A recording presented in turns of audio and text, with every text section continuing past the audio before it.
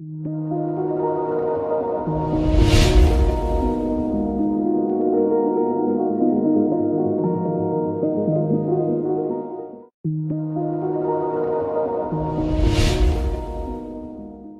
up everyone? Welcome back to the channel। आज की इस वीडियो में हम लोग कवर अप करने वाले हैं लॉ ऑफ डिमांड, जो कि डिमांड चैप्टर से काफी इंपॉर्टेंट क्वेश्चन रहता है और एग्जामिनेशंस में काफी पूछा जाता है। तो देखते हैं लॉ ऑफ डिमांड क्या बोलता है और किस तरीके से हमने इसको आंसर में लिख के आना है। तो विदाउट वेस्टिंग एनी टाइम चलिए शुरू करते हैं।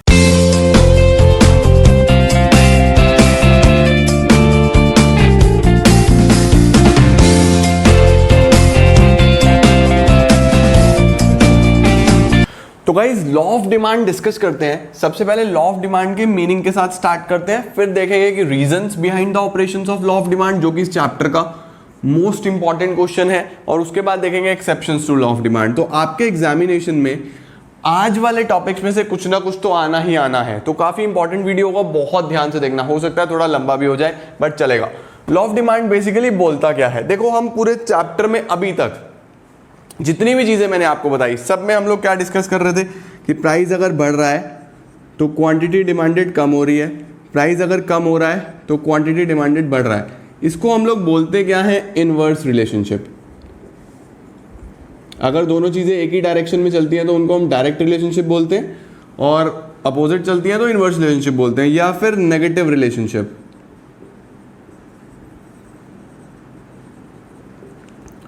तो यही लॉ ऑफ डिमांड बताता है। लॉ ऑफ डिमांड क्या बताता है? Law of demand states the inverse relationship, ये इसका सबसे इंपॉर्टेंट पार्ट है। Inverse relationship between price and quantity demanded keeping other factors constant. Mostly बच्चे ये लाइन लिखना भूल जाते हैं। अगर आपने ये लाइन नहीं लिखी तो आपके मार्क्स कट होने के पूरे चांसेस हैं। क्या है law of demand? Law of demand एक वो लॉ है जो ये बताएगा कि प्राइस में और क्वांटिटी डिमांडेड में हमेशा कैसा रिलेशनशिप होगा? इनवर्स रिलेशनशिप होगा। लेकिन अगर आपको ये इनवर्स रिलेशनशिप देखना है तो आपको अदर फैक्टर्स का कांस्टेंट रखना जरूरी है। अदर फैक्टर्स कौन कौन से? देखो, जब हमने डिटर्मिनेंट्स पढ़े थे तो बहुत सारे फैक्टर्स पढ़े थे। Price of the given commodity, price of related goods, income of the consumer, taste and preferences, season weather, future expectations, बहुत सारे पढ़े थे। तो सिंपली उस फर्स्ट पॉइंट को छोड़ के, price of the given commodity को छोड़ के, बाकी जितने भी फैक्टर्स होते हैं उन सबको हम लोग क्या बोलते हैं? Other factors. तो अगर लॉ ऑफ डिमांड पढ़ना है तो वो सभी अदर फैक्टर्स कांस्टेंट रखने जरूरी हैं, क्योंकि अगर वो चेंज होंगे तो हो सकता है लॉ ऑफ डिमांड अप्लाई ना हो। तो लॉ ऑफ डिमांड बेसिकली दिखाएगा क्या? Inverse relationship. प्राइस में और क्वांटिटी डिमांडेड में अदर फैक्टर्स कैसे रहने चाहिए? कांस्टेंट। इसी लॉ को बोला जाता है first law of purchase. Law को क्या बोलेंगे? First law of purchase. ये इसका अदर नेम भी है। तो अगर फर्स्ट लॉ ऑफ परचेज के नाम से आ जाए तो भी आपको लॉ ऑफ डिमांड ही लिखना है। ठीक है जी। उसके बाद ये एग्जाम्पल लिख के आना, इस तरीके से एग्जाम्पल लिख देना, और एक डिमांड स्केड्यूल बना देना इसके साथ, डिमांड स्केड्यूल, और एक डिमांड कर्व बना देना, क्योंकि स्केड्यूल यही दिखाएगा इनवर्स रिलेशनशिप और कर्व उसका ग्राफिकल प्रेजेंटेशन दिखा देगा डाउनवर्ड स्लोपिंग। तो आपका लॉ ऑफ डिमांड में पूरे मार्क्स आपको मिल जाएंगे। अब अगर मैं आगे चलूं तो इस लॉ ऑफ डिमांड के कुछ एजम्पशंस भी पूछ लेता है एग्जामिनेशन में। कई बार क्या पूछते हैं कि इसके कुछ एजम्पशंस होते हैं। क्या लॉ ऑफ डिमांड के कुछ एजम्पशंस हैं? ये टॉपिक बहुत सिंपल है। एजम्पशंस क्या हैं? देखो, मैंने क्या बोला? कीपिंग अदर फैक्टर्स कांस्टेंट, वही एजम्पशन है। आप एजम्पशंस में क्या करो? नो चेंज इन सभी फैक्टर लिख दो, सभी अदर फैक्टर लिख दो। No change in price of related goods, no change in income of the consumer, no change in taste and preferences, no change in season and weather. सबको constant कर लो, क्योंकि लॉ ऑफ डिमांड ने क्या बोला था? Keeping other factors constant. तो अगर एजम्पशन लिखने को आ जाए तो आपको करना क्या है? आपको सिंपली अदर फैक्टर्स को कांस्टेंट कर देना है। वही इसके अजम्पशंस होते हैं। अब बढ़ते हैं इसके सबसे इंपॉर्टेंट महत्वपूर्ण टॉपिक की तरफ, जो कि है रीजंस। ये क्वेश्चन आपका कई तरीके से पूछा जा सकता है। कई बार तो ऐसे आता है reasons behind the operation of law of demand. कई बार ऐसे हो जाता है कि why there is an inverse relationship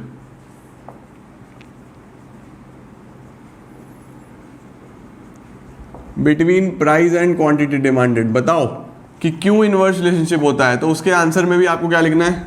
यही रीजंस लिखने हैं। बात समझे? कौन कौन से रीजंस होते हैं? सबसे पहला रीजन है law of DMU, law of diminishing marginal utility. Law of diminishing marginal utility हम लोग कंज्यूमर्स इक्विलिब्रियम में पढ़ते हैं, और law of diminishing marginal utility ये बोलता है कि हम किसी भी चीज की जैसे जैसे कंजम्पशन बढ़ाते हैं तो सेटिस्फैक्शन कम होता चला जाता है। कि आप कोई भी चीज खाओ खाओ खाते रहो खाते रहो खाते रहो खाते रहो, तो उससे मिलने वाला सेटिस्फैक्शन आपको कम होता चला जाएगा। अब आप मुझे बताओ कि अगर आपको किसी चीज में सेटिस्फैक्शन ही नहीं मिल रहा तो क्या आप वो चीज लेना पसंद करोगे? नहीं लोगे। एक कंज्यूमर कोई चीज तभी बाय करता है अगर उसमें उसको क्या मिल रहा हो? सेटिस्फैक्शन मिल रहा हो। आप किसी भी चीज में पैसा तभी लगाओगे अगर आपको उसमें सेटिस्फैक्शन है। अगर सेटिस्फैक्शन नहीं है तो आप वो चीज नहीं लोगे। अब अगर सेटिस्फैक्शन ही नहीं है तो कोई भी उसके पैसे पे करने के लिए क्यों रेडी होगा, क्यों तैयार होगा? तो एक कंज्यूमर सिर्फ तभी पे करेगा, एक ही कारण हो सकता है, अगर उसका प्राइस कम हो जाए। तो अगर उसका प्राइस कम हो जाएगा, हाँ, उस केस में हो सकता है कि वो उसकी क्वांटिटी डिमांडेड को बढ़ा दे, क्योंकि उसका सेटिस्फैक्शन तो गिर चुका है। तो सिंपल एक नॉर्मल प्राइस पे तो वो उस चीज को नहीं लेगा, तब ले सकता है अगर आप उसके प्राइस को क्या कर दो? कम कर दो। तो अगर प्राइस कम हो जाए तो ही क्वांटिटी डिमांडेड बढ़ेगा। और ये प्राइस कम हुआ किस वजह से? किस वजह से करना पड़ा? Because of law of DMU. तो सबसे पहला reason is law of DMU. दूसरा क्या होता है? Substitution effect. सब्स्टिट्यूशन इफेक्ट का मतलब क्या? सब्स्टिट्यूशन इफेक्ट का मतलब होता है सब्स्टिट्यूट करना, एक कमोडिटी की जगह दूसरी कमोडिटी लेना। ये बेसिकली सबसे ज्यादा सब्स्टिट्यूट्स में हमें देखने को मिलता है कि सपोज पेप्सी है और कोक है, ठीक है। अगर पेप्सी का प्राइस बढ़ जाता है तो जो कस्टमर पहले पेप्सी ले रहे थे वो पेप्सी छोड़ के किस पे आ जाएंगे?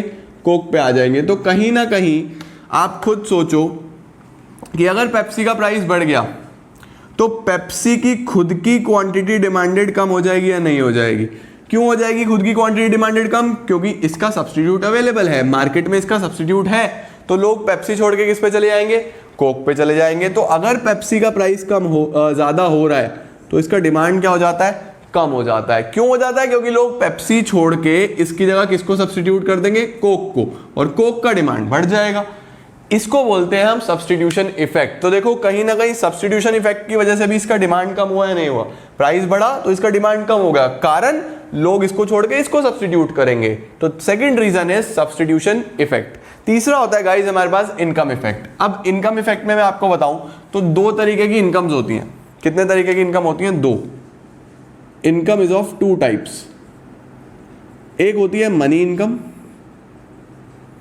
और एक होती है रियल इनकम, ठीक है। मनी इनकम तो होती है कि जो आप पैसे की टर्म्स में कमाते हो, जैसे ₹40, सपोज 40 रुपीज आपकी मनी इनकम है, आप कमा रहे हो और आप इसके अंदर एक चॉकलेट 10 रुपए की है, तो आप कितनी चॉकलेट्स ले सकते हो? 4 चॉकलेट्स। कितनी चॉकलेट्स ले सकते हो? 4 चॉकलेट्स। तो अगर मैं आपको मनी इनकम को कमोडिटी की टर्म्स में प्रेजेंट कर दूं, या फिर मैं इसको ऐसे बोल सकता हूं मेरी परचेजिंग पावर,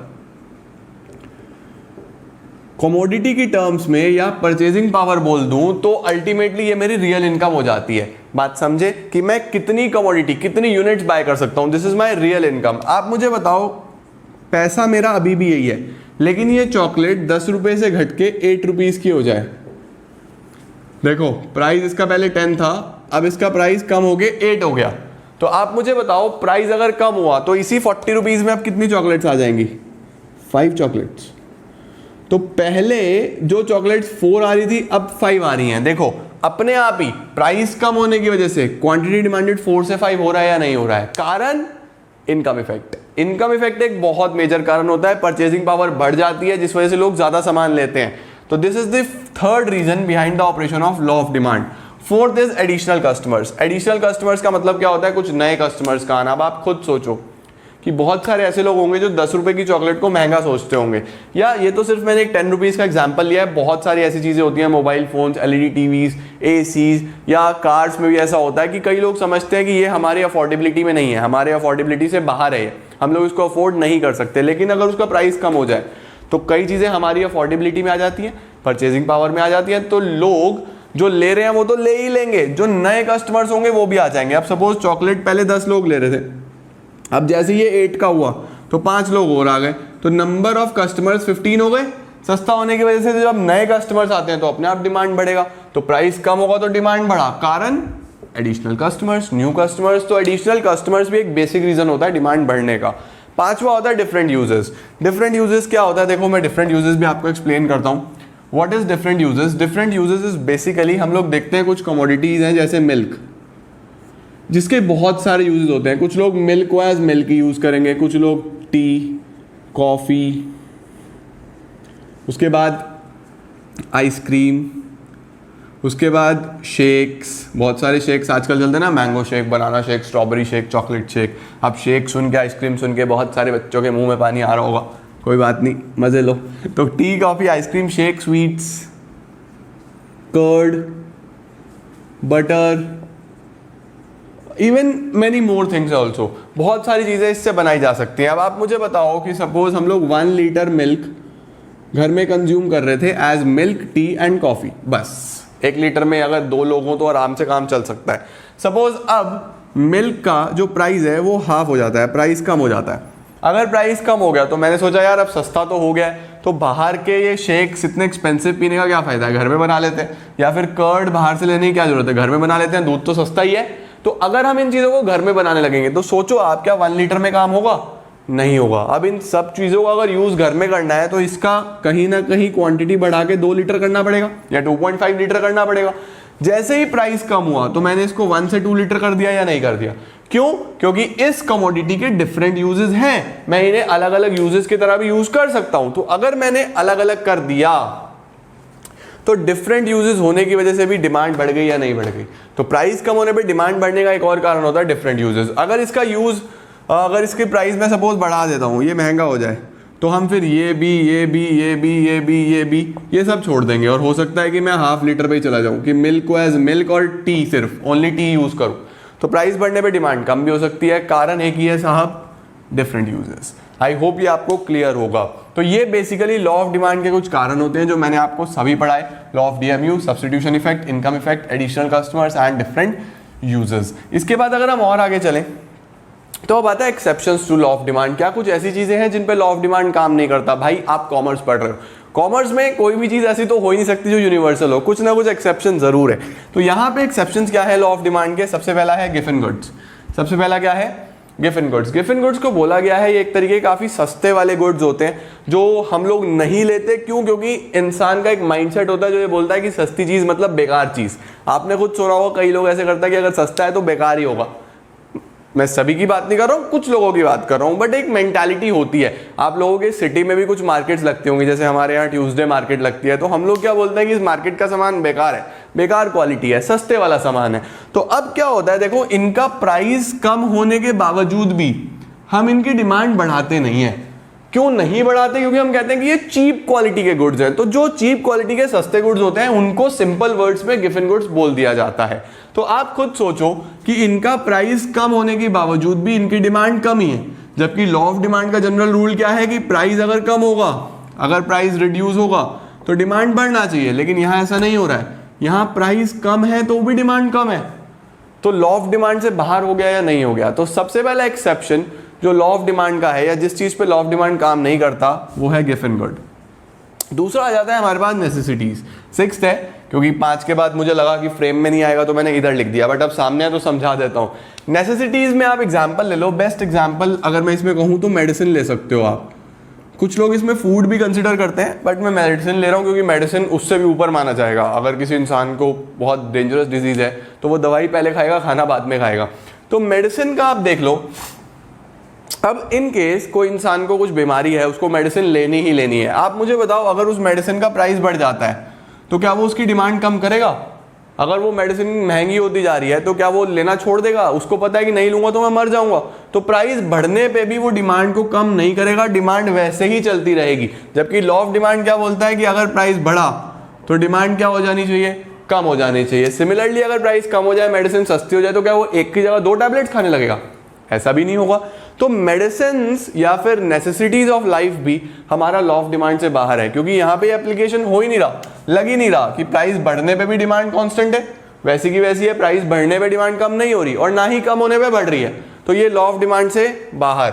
अगला आता है स्टेटस सिंबल गुड्स। अब स्टेटस सिंबल समझते हो, कुछ ऐसी चीजें होती हैं जिनको लोग अपना स्टेटस सिंबल बनाते हैं, जैसे बड़ी बड़ी गाड़ियां, बड़े बड़े सेल फोन्स, डायमंड, गोल्ड तो खैर आजकल लोग नॉर्मल मानने लगे हैं, but still gold is also a status symbol. लोग उसको अपना स्टेटस सिंबल मानते हैं।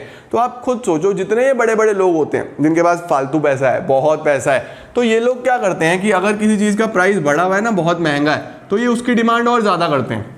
प्राइस महंगा ये लोग लेते ही तभी हैं। क्यों लेते हैं? क्योंकि उनका वो स्टेटस सिंबल है, वो उनका स्टेटस दिखाते हैं, शो ऑफ करते हैं। आप लोग समझते हो ना, कुछ लोगों को हैबिट होती है। तो कहीं ना कहीं प्राइस बढ़ने पे भी ये लोग इसकी डिमांड कम ना करके डिमांड बढ़ा के ही रखते हैं। तो ऐसी चीज़ों को हम लोग क्या बोलते हैं? स्टेटस सिंबल गुड्स, और ये भी लॉ ऑफ डिमांड से बाहर।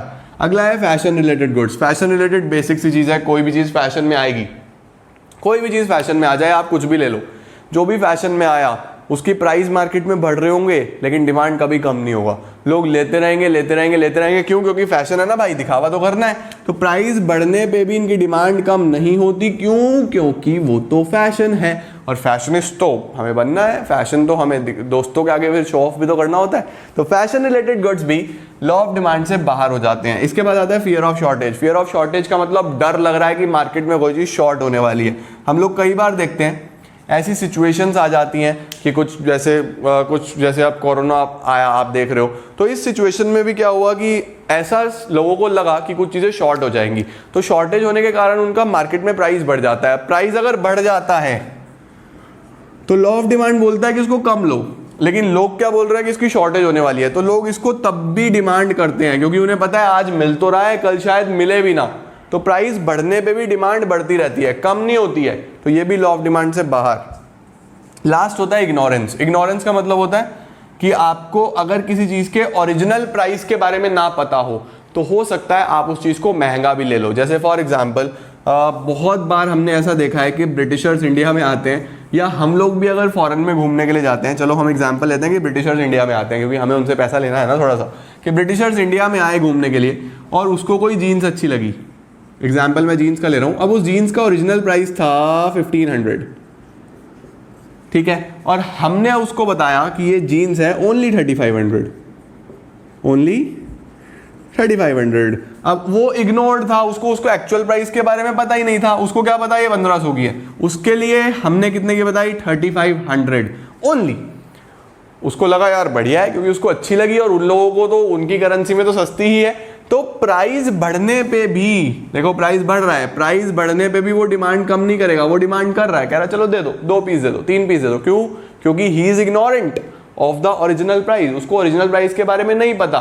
तो बहुत से लोग इस चीज का फायदा उठाते हैं। अगर आपको किसी चीज के ओरिजिनल प्राइस के बारे में नहीं पता तो आप उसकी प्राइसेस बढ़ाओगे तब भी डिमांड हो रही होगी। तो ये भी लॉ ऑफ डिमांड से बाहर हो जाता है। तो ये बेसिक हमारे आज का लेक्चर के टॉपिक थे जो हमें कंप्लीट करने थे, जिसमें कि हमने कवर अप करा law of demand, reasons for law of demand and exceptions to law of demand. मुझे पूरी उम्मीद है आप लोग को वीडियो पसंद आया होगा। अप्रिशिएट करने के लिए लाइक जरूर करना और अपने सभी फ्रेंड्स के साथ शेयर कर देना। सारी की सारी प्लेलिस्ट चेक करते रहा करो, टाइम टू टाइम अपडेट होती रहती है, और रिवीजन करते रहा करो। Thank you so much.